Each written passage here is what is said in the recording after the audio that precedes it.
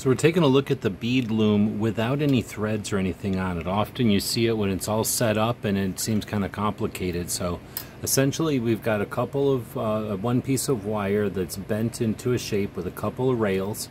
It's got some of these uprights that have a notch, and inside the notch there's a wooden dowel. That wooden dowel has a hole through it, and there's some wing nuts that hold that into the notch in the wire there. It allows the wooden part to roll.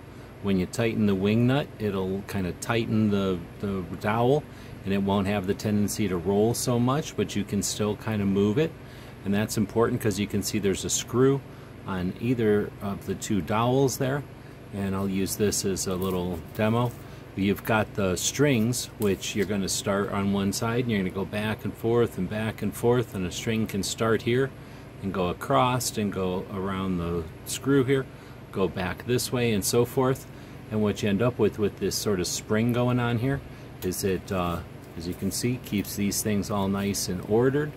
And what you end up with is a bunch of parallel lines, and that's what you normally see when you see one of these bead looms all set up.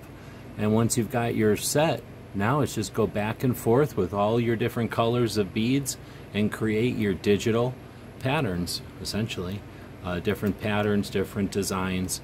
And as you create, let's say you're creating a belt, you'll just keep rolling it up on this side.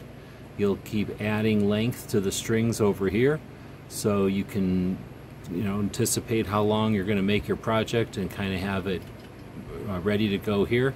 And you'll just keep moving it forward and forward, keep doing your bead work here towards the center, and that's how one of these bead looms are set up and used. I hope this helps.